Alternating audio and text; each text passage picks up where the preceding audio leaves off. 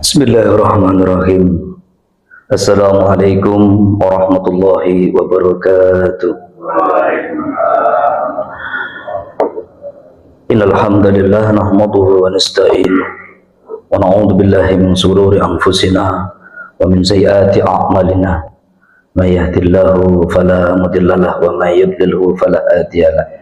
Asyhadu an la ilaha illallah wa asyhadu anna Muhammadan abduhu wa rasuluh. La nabiyya wa la rasulah ba'da ma ba'd. Bapak Ibu yang dimuliakan oleh Allah, puji syukur untuk Allah. Salawat berikan salam untuk Rasulullah sallallahu alaihi wasallam. Kenapa kita harus bersyukur? Orang itu kalau bersyukur akan dikasih tanda itu 4 hal. Pertama, lisannya mudah sekali untuk berzikir kepada Allah. Maka setidak-tidaknya orang yang bersyukur itu mudah kita itu untuk memuji Allah, minimal mengucapkan kalimat alhamdulillah. Dan tidaklah bersyukur seseorang itu kepada Allah kalau orang itu tidak mau berterima kasih kepada manusia. Maka ketika kita diberikan oleh Allah sesuatu, kita memuji Allah. Kalau toh Allah memberikan sesuatu kepada kita melalui manusia, maka seharusnya kita pun juga mengucapkan terima kasih, matur nuwun, jazakallah, syukron. Itu teknis. Tanda yang kedua, kalau orang itu bersyukur, maka ia senantiasa menggunakan nikmat itu untuk mendekatkan diri kepada Allah. Dan tanda yang ketiga, kalau dia itu orang bersyukur, ia menggunakan nikmat itu sebagaimana yang diinginkan oleh si pemberi nikmat. Kalau kita itu dikasih oleh Allah itu nikmat untuk melihat, maka kita gunakan mata untuk melihat yang baik-baik yang diinginkan oleh Allah. Kalau toh kita itu dikasih oleh Allah badan yang sehat, maka kita gunakan nikmat itu sebagaimana yang diinginkan oleh si pemberi nikmat, yaitu Allah. Dan logika berpikir sederhana kita itu kan begini. Kalau andai kata kok kita itu dikasih oleh sahabat kita, teman kita itu peci saja, maka cara bersyukur kita itu ya gunakan peci itu sebagaimana yang diinginkan oleh si pemberi peci. Berarti peci kita bawa ke masjid untuk sholat, kita letakkan di atas kepala kita pakai untuk hal yang baik-baik, untuk rapat, untuk pengajian umpama. Itulah cara bersyukur kita. Tapi kalau seumpamanya kita itu dikasih peci, betul, sudah kita bawa ke masjid, tapi tidak kita letakkan di atas kepala kita, malah kita letakkan di kaki kita. Kira-kira orang yang memberi tadi itu tahu kalau itu adalah peci pemberiannya, maka setidak-tidaknya pasti hatinya itu marah, hatinya mangkel. Lah kan begitu. Maka besok lagi kita nggak akan dikasih peci lagi. Tapi kalau kita itu dikasih peci, tahu si pemberi peci itu, oh itu peci hadiah dari saya, oh dipakai untuk sholat, diletakkan di atas kepalanya, senang dia. Karena senang, jangan-jangan besok kita akan dihadiahi baju koko. Itu kan gitu. Allah pun juga demikian. Kalau kita itu kok menggunakan nikmat itu sebagaimana apa yang diinginkan oleh si pemberi nikmat, yaitu Allah, maka Allah nanti akan tambah tuh nikmat pada kita. Tapi kalau kita itu kok tidak mau syukur, ya mohon maaf, kebalikan tambah itu kan mesti kurang. Tanda kalau orang itu bersyukur, yang nomor keempat itu adalah senantiasa qanaah. Apa itu qanaah? Qanaah itu kalau secara umum kita itu sering dengar istilah merasa cukup. Ya, itu benar, tidak salah. Tapi kalau pendekatannya tasawuf, ya, qanaah itu adalah tidak mencari yang tidak ada dan merasa cukup dengan yang ada. Itulah qanaah. Tidak mencari yang tidak ada dan merasa cukup dengan yang ada. Sakjane ini mohon maaf nih, simbah kita, simbok kita itu sudah ngajari kita. Waktu dulu kita itu masih kecil gitu kan ya, itu makan wis dicepakno ning nggon meja ngono, awake dhewe buka todunge ngono, terus awake dhewe tengok-tengok, terus takok sing ora ana, golek-golek sing gak ana. Simbok kita kan kadang-kadang rotok-rotok marahan gitu tuh ya.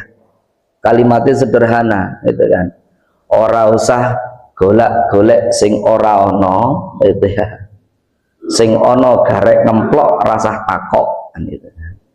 Itu kan aslinya makna qanaah kan begitu, Pak.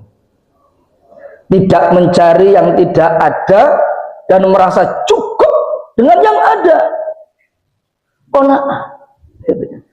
Dan itulah tanda kalau orang itu bersyukur kepada Allah. Yang kedua, kenapa kok kemudian kita itu harus terus bersolawat gitu ya, mendawamkan, mengistiqomahkan solawat gitu ya. Karena begini Bapak Ibu yang dimuliakan oleh Allah, menurut Imam Al-Qurtubi, syafaat itu sumbernya ada 5. Satu langsung dari Allah, yang kedua itu dari Nabi. Kalau dari Nabi, setidak-tidaknya jangan tinggalkan 2 hal. Pertama, ittiba Nabi. Yang kedua, perbanyak membaca sholawat. Masalah mau pakai Sayyidina atau tidak saya pakai Sayyidina, itu mah teknis. Semuanya betul, nggak ada yang salah. Yang salah itu yang nggak mau baca sholawat. Loh begitu. Guru kami ngajarkan, kalau sholat nggak perlu pakai Sayyidina. Di luar sholat boleh pakai Sayyidina, boleh tidak pakai Sayyidina, terserah saja. Itu guru saya ngajarkan begitu dan saya memilih itu ya. Perbanyak baca sholawat. Nah sedangkan syafaat yang nomor ketiga sumbernya dari Al-Quran, dari Quran. Makanya jenengan yang sudah punya kebiasaan one day one choose, Masya Allah, luar biasa itu kan. Gitu kan. Quran itu kelak nanti datang akan menjadikan syafaat untuk kita. Dan yang berikutnya, syafaat itu sumbernya itu dari puasa kita. Makanya Masya Allah tuh sebentar lagi kita akan mendapati puasa. Dan puasa itu amalan itu nilainya luar biasa. Karena ada 2 perkara, yang 2 perkara ini pahalanya itu dasar kita tidak tahu berapa jumlahnya, karena langsung Allah itu yang nanti ngasih pahala berapa jumlahnya. Satu, pahala orang yang berpuasa, yang kedua itu pahala orang yang sabar. Sabar itu ada batasnya, tapi pahala sabar tidak ada batasnya. Puasa itu langsung Allah yang akan ngasih itu pahala.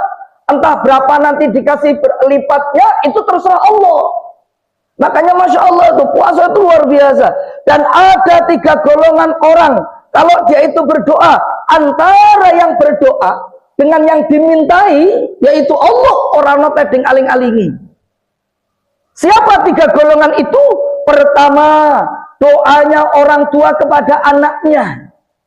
Kita punya anak nih, dan kita sebagai orang tua, maka dongone wong tua marang anak itu mustajab. Bahasanya wong Jawa itu medeni. Apalagi seorang ibu, kalau doa luar biasa. Di balik kelemahan seorang ibu, ternyata ada sebuah kekuatan yang super dahsyat. Yaitu apa? Dongone marang Allah itu gak ono tedeng aling-alingi. Loh begitu. Makanya nih dongone anak itu walaupun sak marah-marahnya kita, ojo dongokno elek. Loh kenapa? Dongokno elek ya insyaallah tuh naudzubillah nanti bisa jadi. Ya kan? Loh kenapa? Karena antara yang berdoa dengan yang dimintai, yaitu Allah, itu gak ono tedeng aling-alingi. Gitu. Dan yang kedua, doa orang yang berpuasa sampai dia itu berbuka, doanya mustajab. Gitu.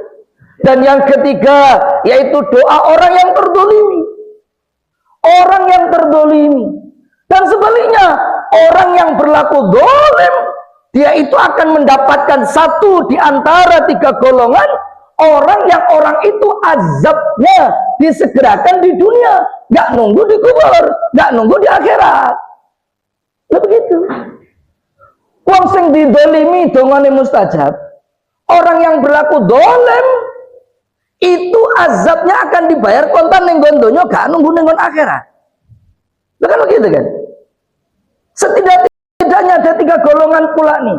Orang kalau dia itu berlaku yang satu di antara 3 ini, setidaknya ada yang menyebutkan itu 3, ada yang menyebutkan itu lebih daripada itu. Ini nek gawe dosa, itu azabnya bayar kontan ning donya, gak nunggu ning kuburan. Gak nunggu ning akhirat. Siji, dosane wong sing berlaku syirik, ngati-ngati. Makanya awake dhewe sering tuh kalau di kampung itu ono wong lah gak mate-mate. Terus kemudian wong kampung geger, oh Pak, lha iku duwe cekelan. Jadi malaikat itu seolah-olah wedi nyabut nyawa mergo sing arep sing dicabut ki mon duwe cekelan. Ora ngono kuwi. Malaikat itu ora kok wedi. Malaikat itu enggak mau nyabut nyawa padahal orang ini antara mati karo urip ora jelas memakan itu. Ambekane wis anu tapi gak mate-mate lah wong itu. Loro wis ngantek tahunan gak mate-mate lah orang itu. Lho kok iso ngono ini? Jangan-jangan ini loh orang memang sengaja oleh Allah azabnya dibayar kontan ning gondonyo mergo dhisik waktu dheweke iki sehat, iki enom ya toh. Itu dia berlaku sirik.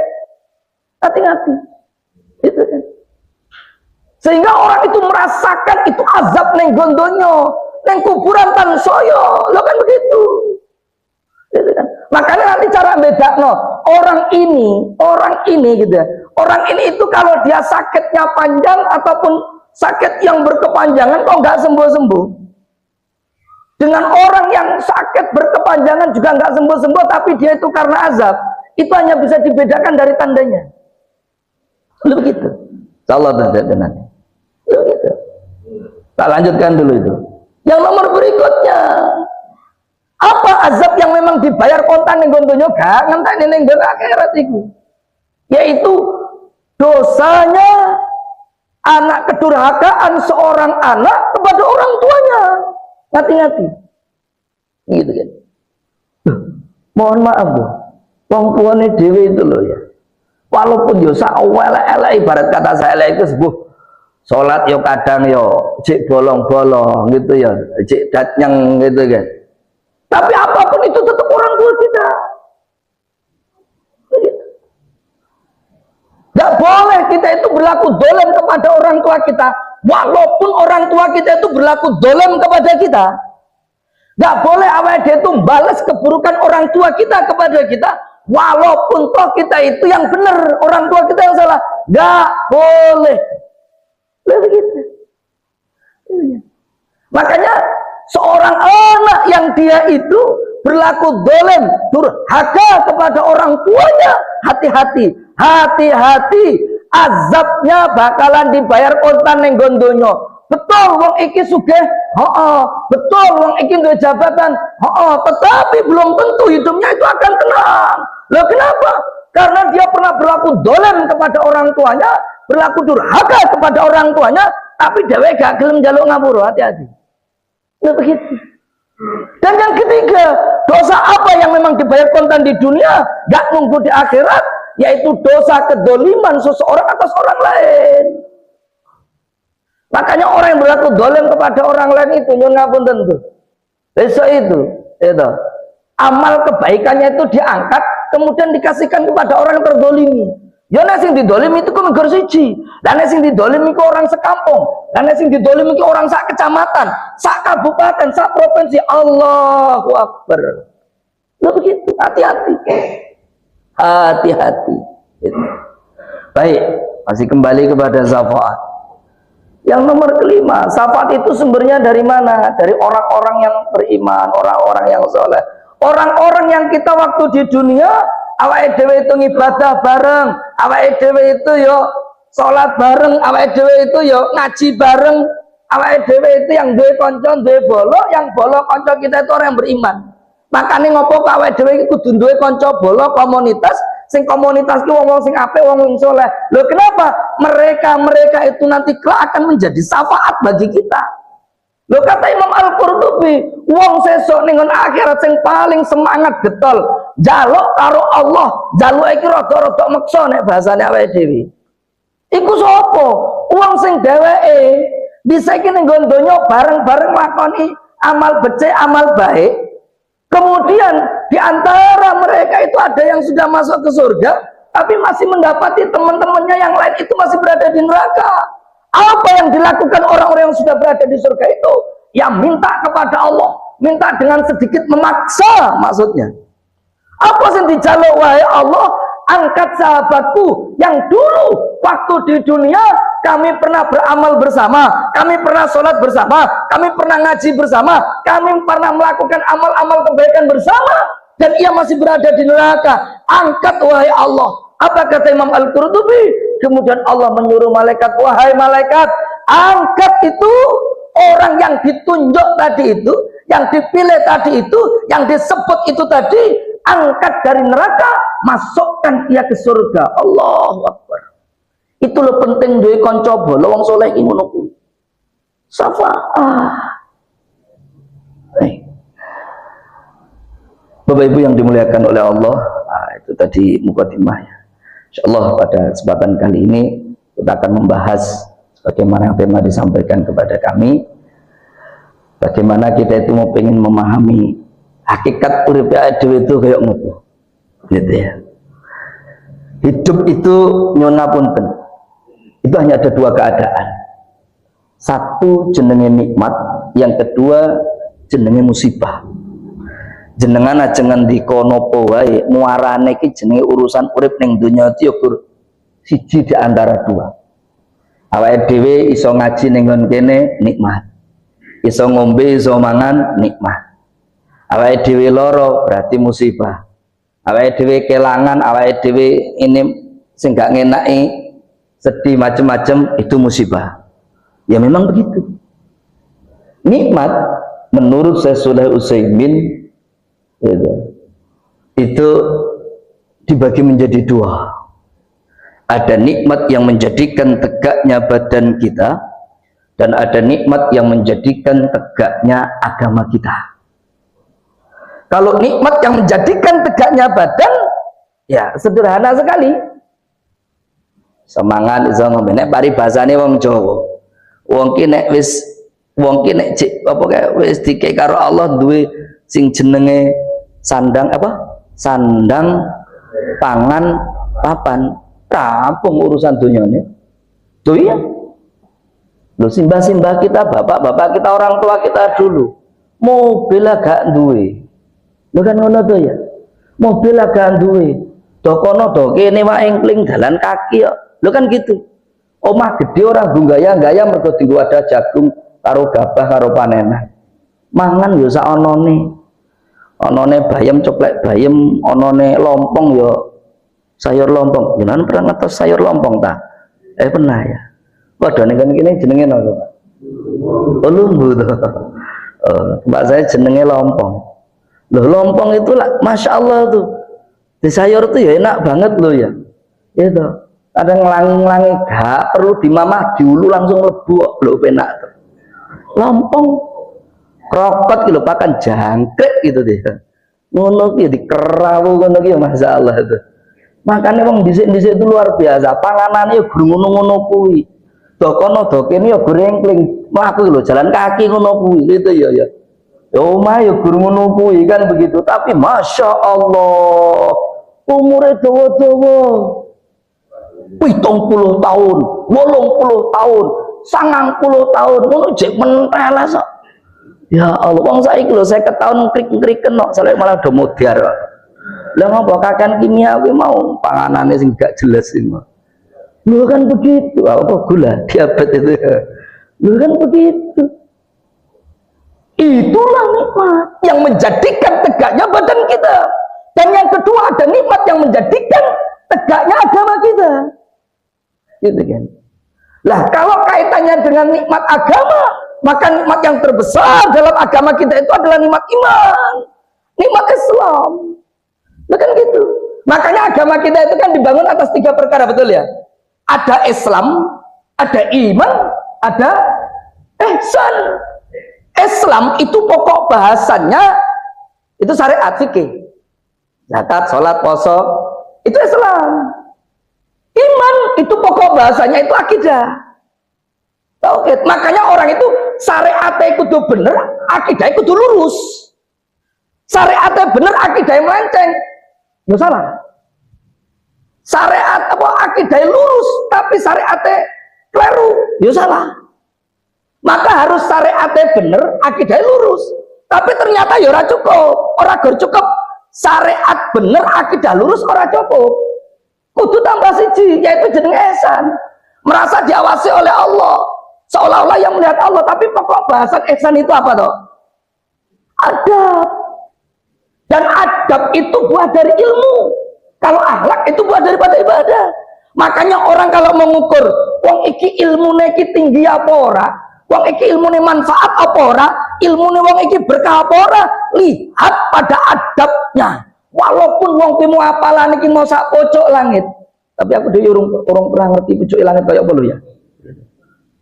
Walaupun orang itu pengetahuannya luas, pemahamannya mendalam, hafalannya banyak, tapi nek adabe akhlake elek, ikut tanda jangan-jangan amale ilmune kuwi mau ora manfaat, ilmune ora berkah, ilmune minggur sampai di kerongkongan, nggak sampai di hati. Nah itulah yang bakalan nanti itu diancam karo Nabi.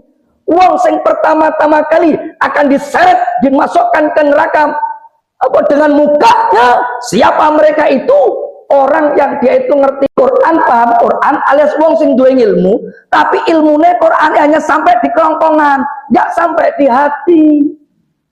Lo begitu. Kadang-kadang ono wong pinter tapi ada elek, ono wong hebat tapi ada elek. Tanda jangan-jangan ilmunya nggak manfaat. Makanya adab itu penting, posisinya tinggi. Islam, iman, ihsan. Itu begitu. Contoh deh sederhana saja deh, gitu. Umpama nih, ada orang ilmunya tinggi, pinter, syariatnya pinter, akidahnya lurus, tapi karo wong tua nih ngomongnya kok kasar, karo wong tua kok ngamuk-ngamuk, kan? Maka hati-hati itu. Orang itu jangan-jangan ilmunya gak manfaat. Loh begitu. Loh, ini loh ya. Guru saya itu nasihati begini, Pak. Nah, awak dhewe iki bukti nek dhewe itu wong ilmu enggak ada apa-apa itu gini. Ini nasihat dari guru kami itu gini. Kalau awak dhewe, itu gitu. Menjadikan orang tua kita itu ngomongnya lirih, ngomongnya dadi rindi, mergi karo bantere omongane awake dhewe. Ketahuilah awake dhewe itu mau wong sing durhaka kepada orang tua kita, walaupun awake dhewe sing bener. Bayang nonton. Mohon maaf nih. Sini contohnya gampangnya gini. Umpama nih. Wong tuaku ki salah. Pokoke rada tak seneni, rada tak sentak. Ngono to. Berarti kan wedi karo aku kan gitu. Akhirnya ngomong karo aku ki ngomong iki rada rindi, lirih. Lah ngopo kok dilek disentak meneh. Sing salah udah aku, sing salah bapakku. Itu ya. Sing salah wong tuaku mergo salah tak seneni, rada tak sentak. Maka ketahuilah, walaupun yang salah itu bapak saya, yang salah itu orang tua saya, terus menjadikan orang tua saya itu ngomong dengan saya, merendahkan suaranya, lirih, mergo wedi kok nek tak sentak meneh, maka saya ini dihukumi durhaka kepada orang tua saya. Itu adab. Begitu. Maka kedudukan adab itu tinggi. Maka pokok bahasanya itu menjadi pokok bahasanya siapa? Ihsan. Islam urusan syariat, iman urusan akidah, sedangkan ihsan itu urusannya ada. Maka merasa diawasi oleh Allah, seolah-olah yang melihat Allah ketika ia beribadah. Maka orang ketika dia itu sudah paham kaitannya dengan ini, maka insya Allah tuh orang itu gawe maksiat itu angel. Andai kata pun kalau dia berlaku maksiat, maka segera ia itu akan bertaubat. Sebuah ungkapan itu mengatakan, orang yang baik itu bukan orang yang tidak pernah salah, tapi orang yang baik itu siapa? Orang yang ia segera sadar akan kesalahannya, kemudian dia memperbaiki kesalahannya. Justru Allah tuh suka tuh, nek awake dhewe itu ngaku banyak salah. Allah lebih senang nek awake dhewe itu ngaku orang yang masih banyak kedolimannya. Allah lebih suka nek awake dhewe itu ngaku awake dhewe kakean dosa, ketimbang dhewe ngaku nek aku ki wong sing wis apik, ibadahku wis apik, ngajiku wis oke, pahalaku wis oke, aku wis resik. Allah justru enggak suka tuh model begitu. Iya kan? Lo kan kita nggak tahu akhir kehidupan kita itu kan bagaimana. Karena manusia itu akhir di kehidupannya itu kan hanya ada satu di antara 4 keadaan ini. Lah wae dhewe sesuk ki mlebu sing ndi? Ada orang yang awalnya baik, akhirnya baik. Nah, ini yang memang kita harapkan. Ngopo KAD itu terus gawe ape? Karepe apa? Karena ya Allah itu akan Allah akan mematikan seseorang berdasarkan keseringan apa orang itu beramal. Maka nanti Allah itu akan mematikan kita itu sebagaimana awake dhewe iki duwe kebiasaan seringe ngamale kaya apa. Nek wong seringe ngamal becik ya insyaallah nanti akan dimatikan dalam keadaan baik. Ya kan? Loh kenapa? Amal terakhir itu ukuran. Innama amalu bil khawatim itu memang penting. Akhir. Lah akhir itu sebagai apa? Kesimpulan. Ibarat nek awake dhewe iki nulis skripsi. Kesimpulan ki ning bab 5. Nek awake dhewe nulis tesis, kesimpulan ki ning bab 6. Kesimpulan ki ora nganggo oke. Nek kesimpulan ngantek 20 halaman kuwi jenenge pembahasan. Kesimpulan ki mek gor sak halaman. Tesis saya itu kesimpulannya gor cuma setengah halaman. Gak oke. Tapi ini sebagai penentu. Ya kan? Untuk mengetahui mulai dari awal sampai akhir, bab 1 sampai bab 5 sing oke sakmono kuwi itu hanya bisa dilihat dari setengah halaman terakhir jenenge kesimpulan. Lah menungso ki ngono kuwi urip ning donya mulai ketok cilik nganti awake diarep mate iku lho ya. Iku didelok kesimpulane elek apa orane, didelok sampai akhirnya jenenge sakaratul maut. Lho begitu. Makanya ada orang yang awalnya baik, akhirnya baik. Ya, itu yang kita harapkan. Yang kedua, ada orang yang awalnya baik, akhirnya buruk. Jenengan kenal yang namanya Bal'am? Belum? Oh, sama Pak, saya juga belum pernah kenal Pak. Orang yang hidup pada masa Nabiullah Musa alaihissalam.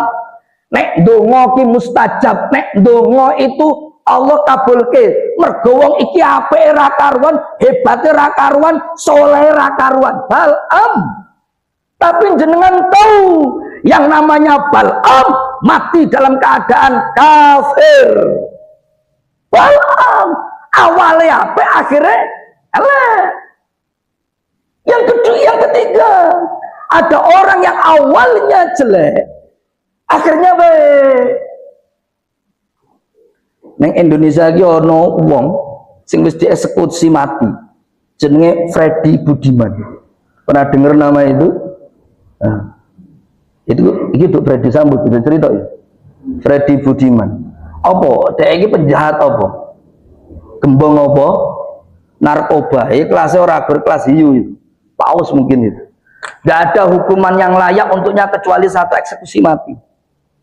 Tapi jenengan tahu itu Freddy Budiman itu di lapas Nusa Kambangan, di lapas di setiap lapas itu isinya itu senengannya gon masjid. Iya itu ngatam ke Quran itu berpuluh-puluh kali hatam Quran. Nek nenggon masjid ki ana taklim nenggon masjid lapas itu mesti minggu iki nenggon ngarep sejak dari awal sampai akhir itu isinya gon nangis karo nangis. Freddy Budiman itu vonisnya mati. Makanya yang dia minta sebelum nanti dieksekusi mati diberi kesempatan untuk membaca kalimat la ilaha illallah, penutupnya dibuka. Loh kenapa kok begitu? Biar aku bisa melihat dosaku terbang bersama dengan ruhku. Allahu Akbar. Mati dalam keadaan luar biasa. Kemudian ada yang memberikan itu sebuah pernyataan. Saya tidak tahu apakah benar atau tidak pernyataan ini. Saat sudah dieksekusi mati itu, ada yang menyatakan, ada yang ngomong bahwa wangi itu di tempat eksekusian itu tadi itu muncul setelah dia ditembak mati itu. Allahu Akbar. Insya Allah secara dohir semua orang menyaksikan Freddy Budiman ini orang yang luar biasa. Awalnya memang penjahat, iya, gembong narkoba, iya, tapi akhir kehidupannya luar biasa.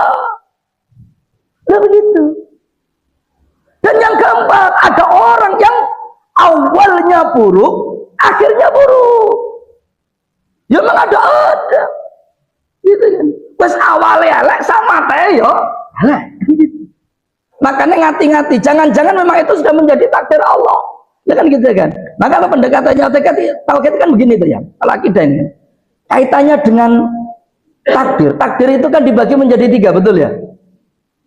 Ada namanya takdir azali, Ada namanya takdir umuri, ada yang namanya takdir hauli, gitu kan? Takdir azali, takdir yang Allah tetapkan sejak zaman azali. Kataballahu maqadiral khalaiqi qabla yakhluqas samawati wal arda bi khamsina alfasana. Takdir yang sudah Allah tetapkan sejak kapan? 50.000 tahun tuh sebelum Allah ciptakan langit bumi. Takdir kita sudah ditulis oleh Allah. Itu yang disebut dengan namanya takdir azali. Yang kedua ada namanya takdir umuri. Takdir yang Allah tetapkan bersamaan dengan ruh itu ditiupkan kepada diri kita. Sejak ketika usia kita itu 4 bulan sebagai janin masih berada di kandungan ibu kita. Makanya sebagaimana ngendikane Rasulullah sallallahu alaihi wasallam, "Summa yursalu ilaihil malaku fayanfu firuh wa yu'maru bi arba'in kalimatin." Ini dia. Bi katbin rizqihi wa ajalihi wa amalihi wa sakiyun au saidun. Tuh. Berarti awake dhewe iki wis ditulis tuh. Ya kan? Takdir kita sudah ditulis. Ya kan? Kemudian malaikat itu diutus kepadanya untuk meniupkan roh. Malaikat itu diutus oleh Allah meniupkan roh kepada kita waktu kita itu usia 4 bulan. Gitu kan? Dan diperintahkan untuk menulis 4 hal. Apa itu? Pertama, rezekine awake dhewe. Jadi rezeki itu perkara sing wis ditulis karo Allah, sudah ditakdirkan oleh Allah. Awake dhewe sugih apa melarat wis ditulis karo Allah. Engko kaya apa berapa jumlah harta kita, sepiro itu sudah ditulis oleh Allah. Makanya kalau urusan rezeki, awake dhewe iki saya lebih cocok tuh dengan ngendikane Sayyidina Ali. Rezeki ki ana loro. Ana rezeki yang harus kita cari. Maksudnya itu awake dhewe iso entuk rezeki nek awake dhewe golek. Yang kedua ada rezeki yang justru akan mendatangi kita walaupun awake dhewe golek rezeki moro. Lho ya. Contohnya apa? Ah, gampang. Iki ana teh. Gak perlu aku pecicilan gawe. Gak perlu aku pecicilan iku lak tuku. Ya cuma bedunjuk ning nggon mejaku. Garek ngemplok ngono lah. Iki jenenge rezeki yang mendatangi saya. Tapi ada rezeki yang harus kita cari. Makanya orang yang dia itu mencari rezeki, gitu kan ya, niatnya bener, caranya bener, itu dihukumi jihad fisabilillah. Lu begitu. Uang sing metu saka omah, golek rezeki, niatnya krana Allah, tinggal nguripi anak bojo, mangkat saka omah ngantek dhewe teko kerjaan, kerja ngantek engko sore 8, ibarat kata mulai ngantek saka omah, andai kata kok dia itu meninggal dunia, maka orang ini dikatakan sebagai mati syahid. Syahid dia. Amalan itu dihukumi seperti kayak orang yang jihad fisabilillah. Masya Allah. Iku lho wong ki nek ngerti ilmu ki ngono kuwi, orang ku nek ngaji ngono kuwi. Makane ngopo awake dhewe walaupun urusane donya, golek donya tetep diniatne krana Allah. Lah kan gitu. Makanya ungkapan yang tepat itu mengatakan banyak amalan manusia yang kelihatannya amalan dunia bernilai akhirat gara-gara benar niatnya. Loh, amalannya donya tapi niatnya bener. Pahalane kaya amalan akhirat. Masya Allah. Dasar. Ya begitu. Ya. Baik, kembali lagi. Yang kedua, apa yang ditulis oleh Allah kepada kita, ajal kita. Kapan kita mati, di mana kita mati, dan dalam keadaan apa kita mati, sudah ditulis oleh Allah.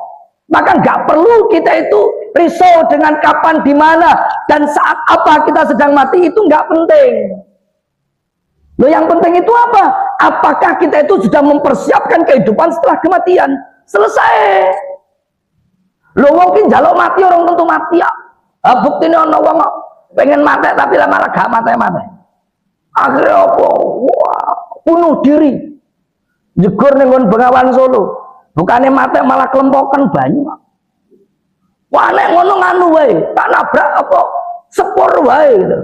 Ditapun ning rel sepur, ditabrak orang mati. Malah tangan karo sikile coklek, ngentekke duit mergo digo ning rumah sakit.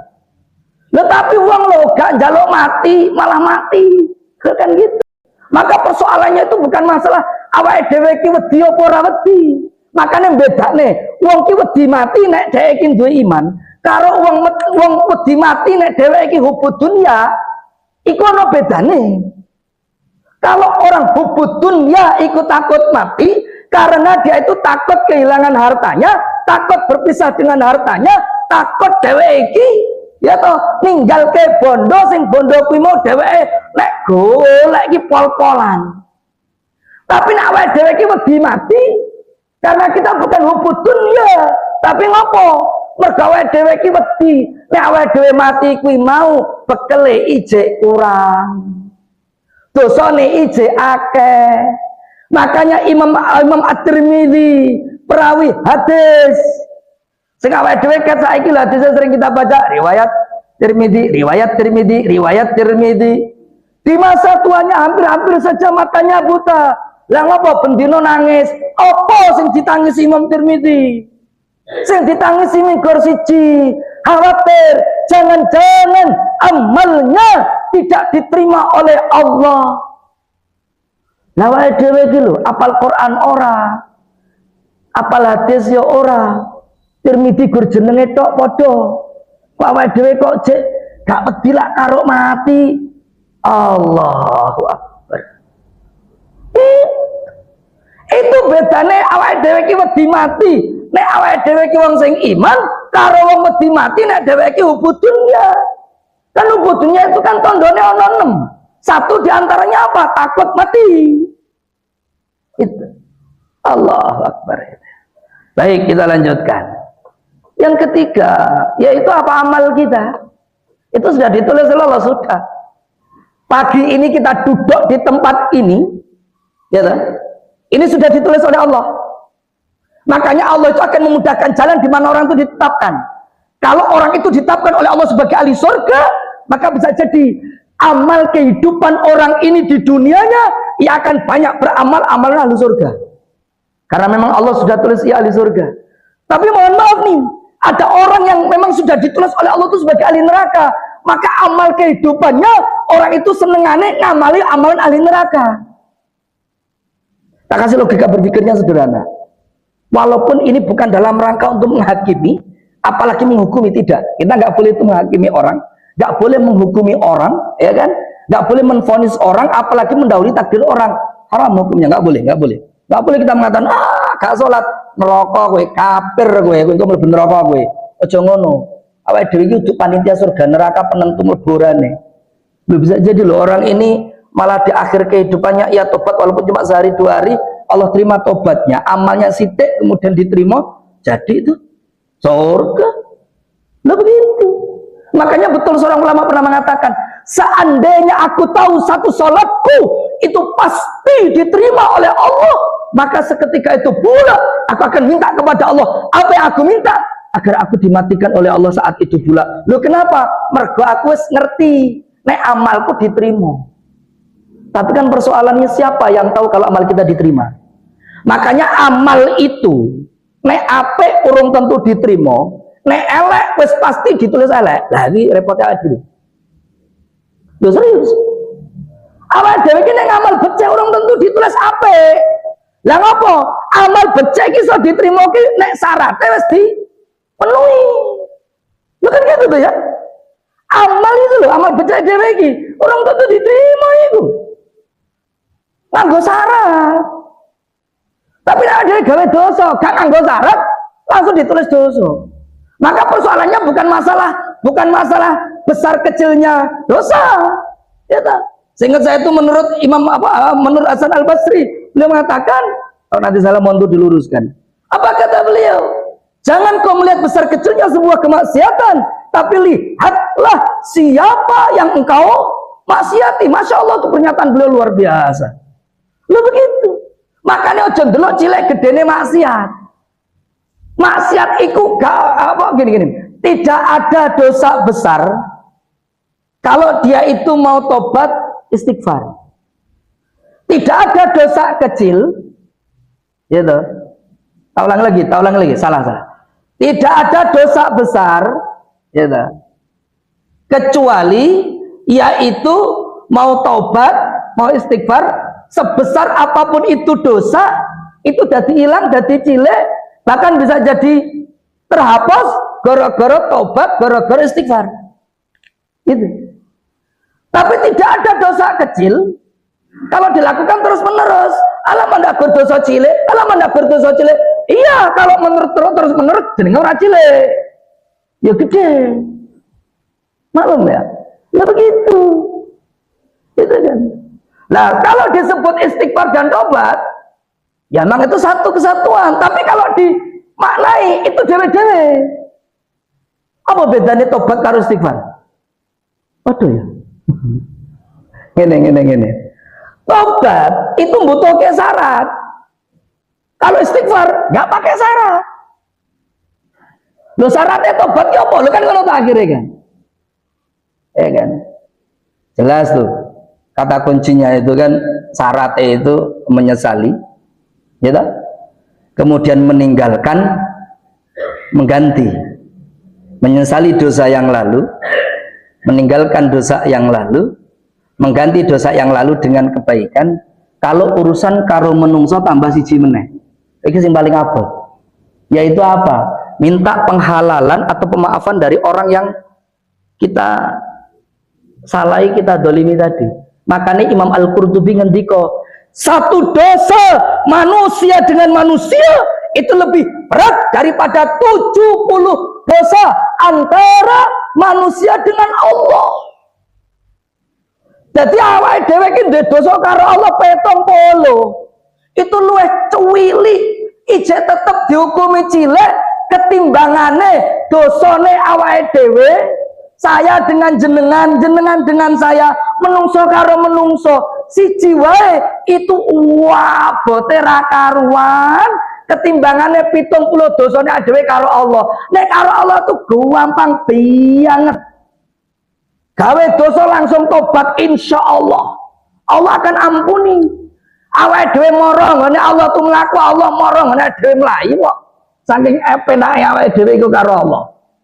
Allah tuh mentangkan tangannya setiap waktu siang, kata Nabi, untuk siapa? Hamba-hambanya yang tadi malam berbuat maksiat.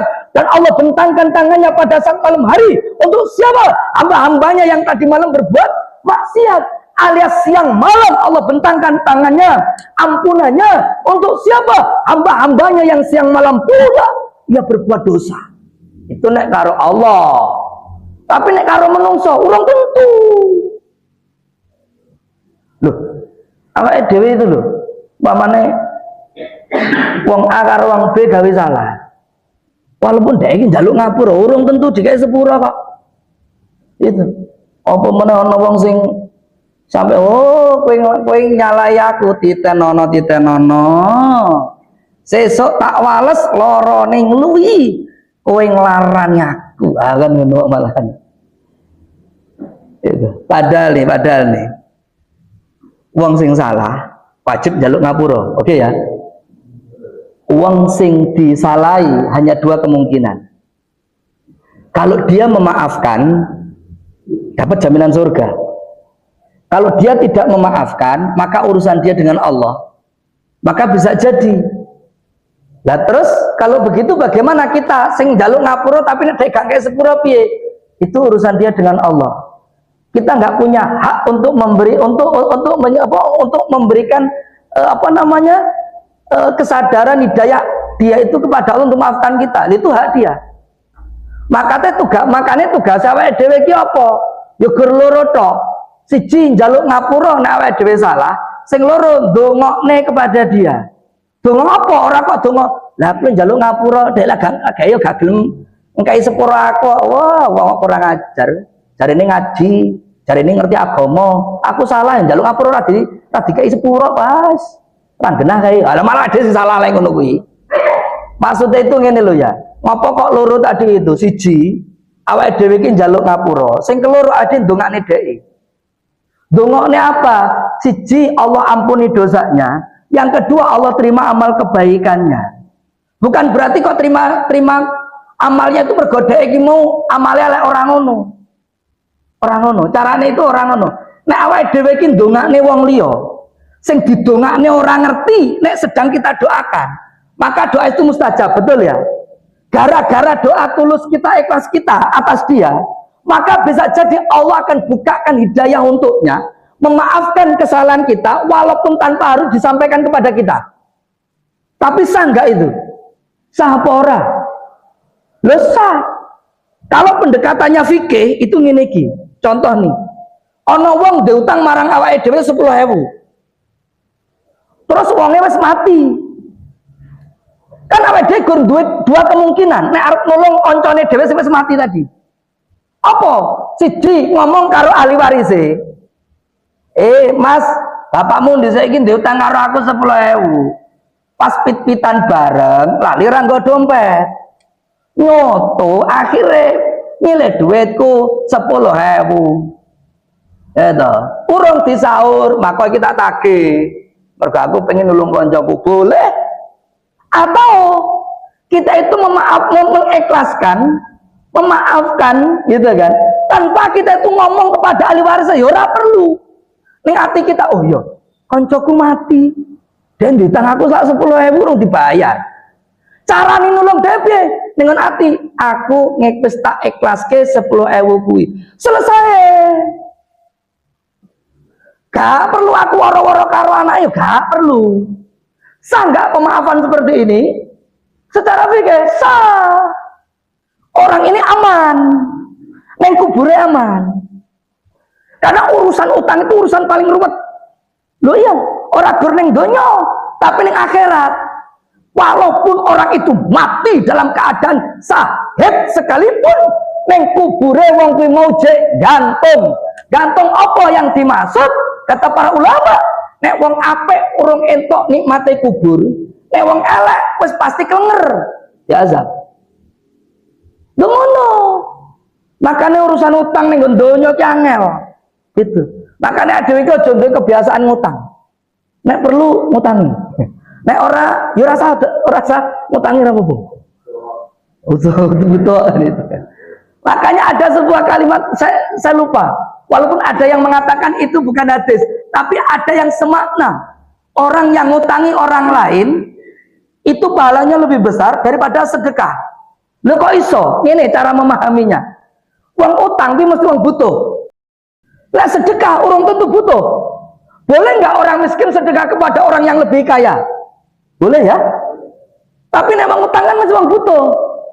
Nah masalahnya awake dhewe kuwi mau utang sing kepiye, sing memang dibolehkan dalam syariat. Lho kan ngono akhirnya. Makanya ada yang membagi lagi. Utang sing awake dhewe iki nek ngutangi pahalane gede 5. Tur nek ora 5 iki nek iso awake dhewe yo aja gampang utang. Tapi nek dalam keadaan 5 ini kepepet banget, boleh awake dhewe ngutang. Andai kata kita bisa bantu ngutangi walaupun kembali, iku pahalane gedene ra karuan. Walaupun tetap fikih utang harus dipakai. Nek fikih utang ora dipakai, mohon maaf, sing ditagih karo sing nagih luwih galek sing ditagih. Lah itu masalahe. Wong sing ditagih malah gawala ra karuan kok. Wah, karena apa? Ya karena utangnya orang nganggo fikih. Makanya perlu fikih, lho kan ngono. Lah terus utang sing kepiye sing diolehke? Siji, utang urusan pangan. Contoh, randuwe beras, gajiannya sesuk tanggal 1, padahal bulan ini tanggalnya ngantek 31. Waduh, remuk ini.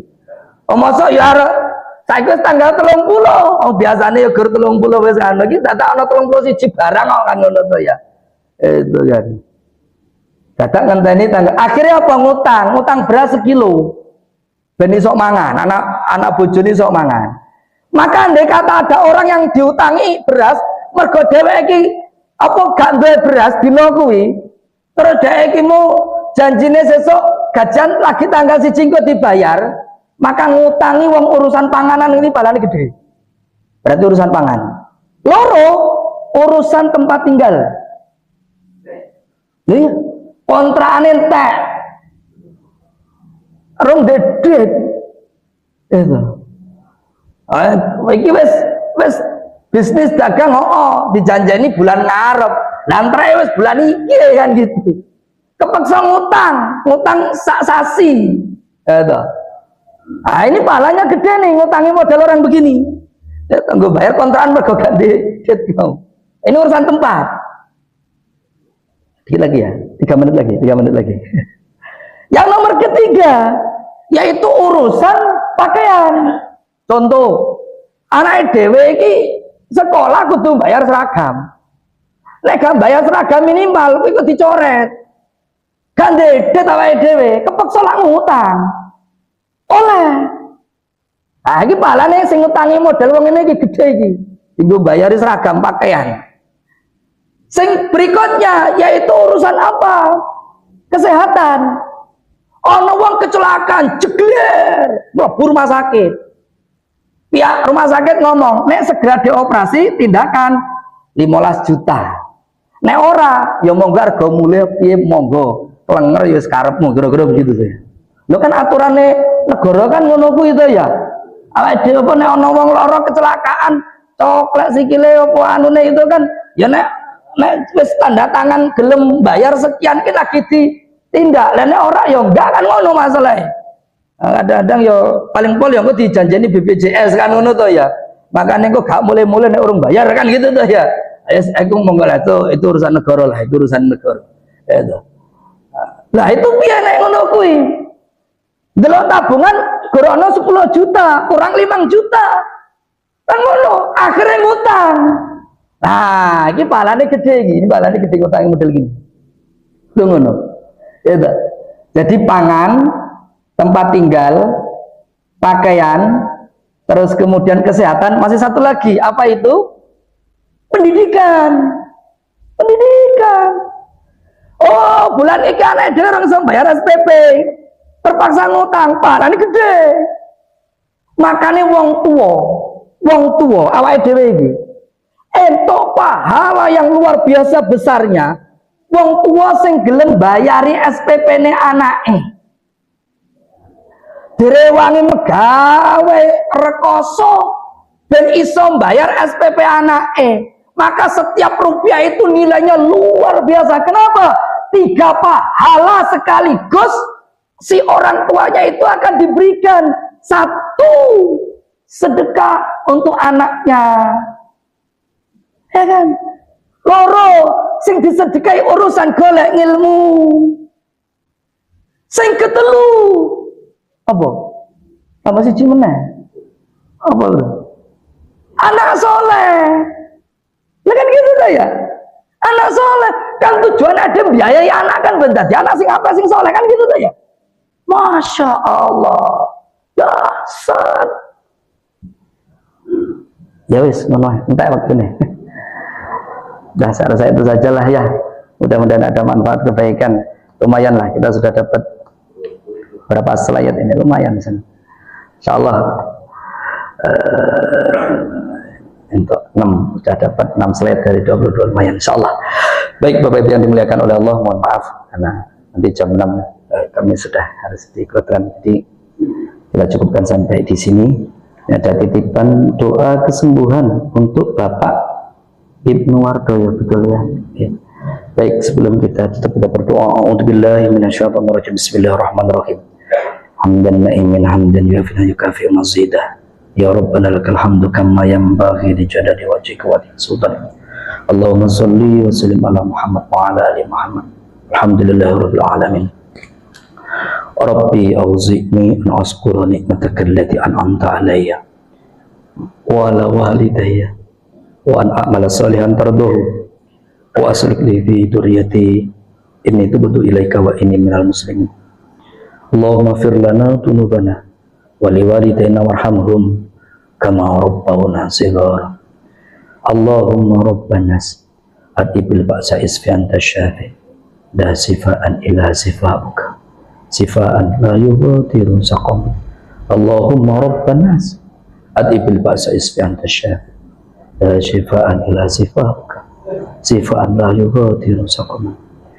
Allahumma inna nas'aluka ilman nafi'an wa rizqan thayyiban wa amalan mutaqabbalan. Allahumma ansur ikhwanana minal muslimin wal mujahidin fi Gaza, Palestin, fi kulli makan wa fi kulli zaman ya Allah ya Rahman ya Rahim. Allahumma inna nas'aluka husnal khatimah. Allahumma inna nas'aluka husnal khatimah. Allahumma inna nas'aluka husnal khatimah.